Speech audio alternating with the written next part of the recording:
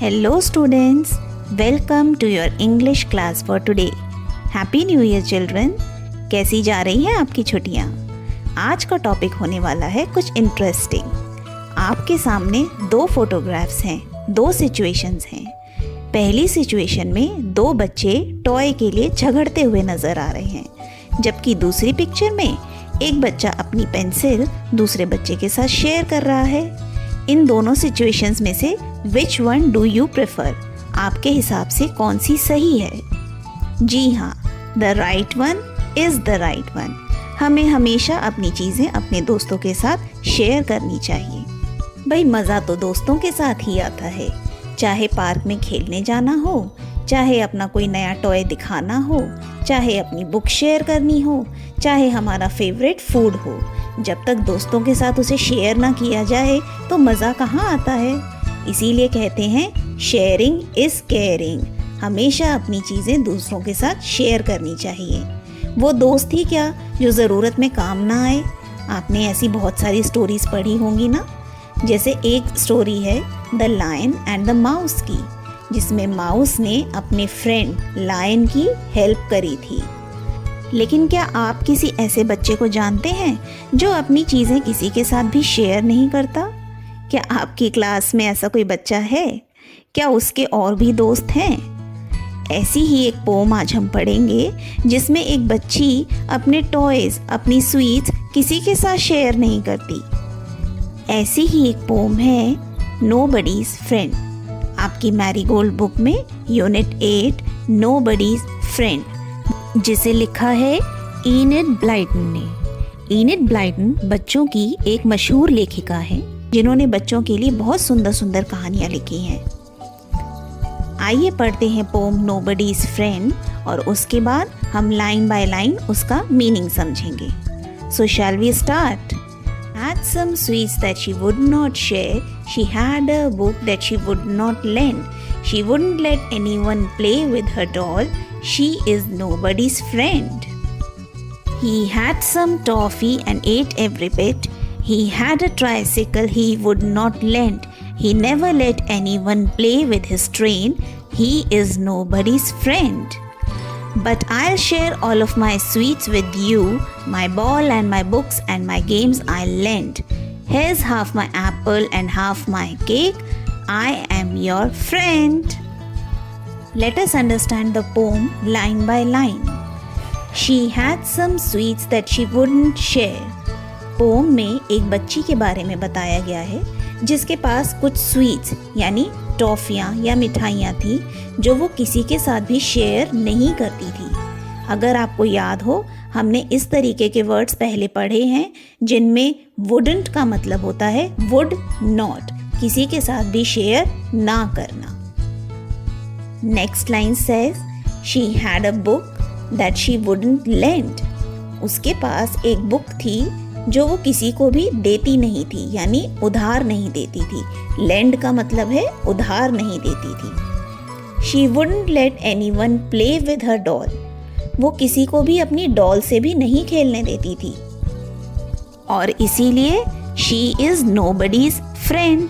वो किसी की भी फ्रेंड नहीं है. नोबडी मतलब किसी की भी नहीं. Next line says He had some toffee and ate every bit. अब एक बच्चा दिखाया गया है जिसके पास कुछ टॉफ़ी थी and ate every bit. वो पूरी की पूरी टॉफ़ी का हर टुकड़ा वो खुद ही खा गया. He had a tricycle he wouldn't lend. उसके पास एक ट्राइसिकल यानी 3 पहियों वाली साइकिल थी जो वो किसी को भी नहीं देता था. लेंड का मतलब अभी हमने पढ़ा उधार देना या किसी के साथ शेयर करना. He never let anyone play with his train. He is nobody's friend. उस बच्चे के पास एक टॉय ट्रेन थी जिसके साथ वो किसी को भी कभी भी नहीं खेलने देता था. नेवर का मतलब कभी नहीं. He is nobody's friend. वो बच्चा भी किसी का फ्रेंड नहीं है. अब पोम में एक और बच्ची दिखाई गई है जो कहती है But I'll share all of my sweets with you. मैं अपनी सारी स्वीट्स, अपनी सारी टॉफ़ीज़, चॉकलेट, मिठाइयाँ तुम्हारे साथ शेयर करूँगी. आइल को पढ़ेंगे आई विल, करूँगी। My ball and my books and my games I will lend. मैं अपनी बॉल, अपनी बुक्स, अपने सारी गेम्स तुम्हारे साथ शेयर करूँगी। आई विल लेंड का मतलब मैं तुम्हें भी अपनी बुक्स, अपनी गेम्स दूंगी। Here's half my apple and half my cake. वो अपना एप्पल हाफ करके शेयर करना चाहती है, एंड हाफ माई केक, उसके पास केक भी है जिसको हाफ हाफ वो शेयर करना चाहती है। आई एम योर फ्रेंड, मैं तुम्हारी फ्रेंड हूँ, मैं सब कुछ तुम्हारे साथ शेयर करूँगी। तो बच्चों, पोम पसंद आई आपको? इन तीनों बच्चों में से आप किसको फ्रेंड बनाना चाहेंगे? ज़रूर सोचिएगा और कॉपी में लिखिएगा। Let us rewind what we have read and understood. चलिए कुछ प्रैक्टिस क्वेश्चंस देखते हैं। The first question is, what are the things the girl doesn't want to share? Poem में ये बच्ची कौन कौन सी चीज़ें हैं जो शेयर नहीं करना चाहती? अगर आप पोम दोबारा पढ़ेंगे तो आपको आसानी से पता चल जाएगा। The answer is, the girl doesn't want to share her sweets, book and doll. बच्ची अपनी स्वीट्स, अपनी बुक और अपनी डॉल शेयर नहीं करना चाहती। The next question is, why are the two children nobody's friends? Poem में दोनों बच्चे किसी के भी फ्रेंड क्यों नहीं हैं? Why का मतलब क्यों? And the answer is, the two children didn't share their toys and sweets with others. That is why they are nobody's friends. जब भी हम आंसर लिखना शुरू करेंगे why क्वेश्चंस का, तो सबसे पहले अपना आंसर लिखेंगे, उसके बाद बाकी की स्टेटमेंट लिखेंगे।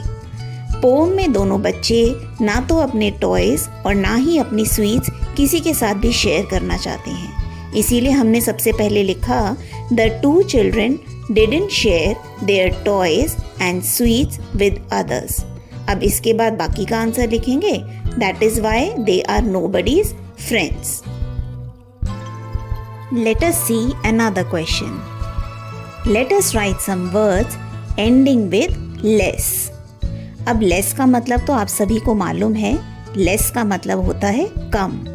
लेकिन यही less जब किसी वर्ड के आखिर में लग जाता है तो उस वर्ड का पूरा मीनिंग ही बदल जाता है। जैसे फ्रेंड में लगाया लेस तो बन गया फ्रेंडलेस। फ्रेंडलेस का मतलब है एक ऐसा इंसान जिसका कोई फ्रेंड है ही नहीं।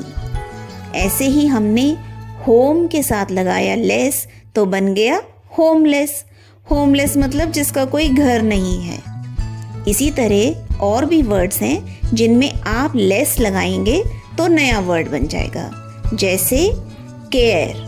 अब केयर का मतलब होता है किसी की परवाह करना, देखभाल करना, लेकिन इसी के साथ हम लगा देंगे केयरलेस तो बन गया केयरलेस, और केयरलेस का मतलब होता है लापरवाह। नेक्स्ट वर्ड जिसमें आप लेस लगाएंगे वो है पेन। पेन के साथ आपने लगाया लेस तो बन गया पेनलेस। अब पेन का मतलब होता है दर्द और पेनलेस का मतलब हो गया बिना दर्द के।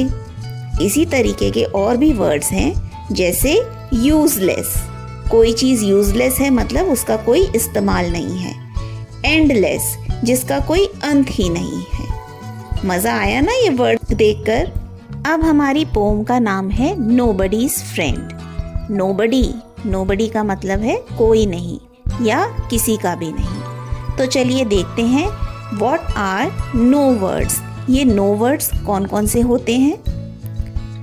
कुछ वर्ड्स ऐसे होते हैं जिनका मतलब होता है ना, नहीं, कभी नहीं, कोई नहीं। चलिए एक एक करके इन वर्ड्स को पढ़ते हैं। The first one is never. Never का मतलब कभी नहीं। Second is nobody. नोबडी मतलब कोई नहीं। Third is nowhere. नोवेयर मतलब कहीं भी नहीं। वेयर का मतलब कहीं, तो उसमें लगा दिया नो, बन गया कहीं भी नहीं। Fourth one is none. None का मतलब कोई नहीं। Fifth is nothing. नथिंग का मतलब कुछ नहीं। Let us see some sentences where these no words are given. You have to find out these words and underline no word. The first sentence is nobody is at home. Sentence का मतलब हुआ घर पर कोई नहीं है. अब आपको वो वर्ड अंडरलाइन करना है जिसमें नो लगा हुआ है. The answer is simple, it is nobody. The second sentence is Radha is never late. Radha कभी देर से नहीं आती है. और इसमें वो कौन सा वर्ड है जिसका मतलब ना, नो है? Yes, the answer is never. Never का मतलब कभी नहीं. The third sentence is there is nothing to do. करने के लिए कुछ भी नहीं है. अब वो कौन सा वर्ड है जिसका मतलब ना, नहीं है? Yes, the answer is nothing. Nothing मतलब कुछ भी नहीं. Next sentence is was Gopal nowhere around? क्या गोपाल कहीं भी नहीं था? अब इसमें वो कौन सा वर्ड है जिसमें नो लगा हुआ है? Yes, the answer is nowhere. Nowhere का मतलब है कहीं नहीं. सो स्टूडेंट्स, ये तो हो गए क्वेश्चंस. अब कुछ क्वेश्चंस आपको घर के लिए भी दे दें. Here is your worksheet. Think and write who is your best friend. Can you describe him or her? आपका बेस्ट फ्रेंड कौन है? क्या आप उसे डिस्क्राइब कर सकते हैं? उसके बारे में कुछ लिख सकते हैं? Try it. The second one is if you had a bat, could you play cricket by yourself? अगर आपके पास एक बैट हो तो क्या आप अपने आप अकेले क्रिकेट खेल पाएंगे? सोचिए और लिखिए. So children, that was all for today. इस पोम को लिखा है इनिड ब्लाइटन ने और उनकी एक बहुत ही फेमस बुक है द फेमस 5. आप अपने स्कूल की लाइब्रेरी में इस बुक को ढूंढिए और ज़रूर पढ़िए. Till then, keep on practising. Happy reading, happy practising. Thank you students. Bye.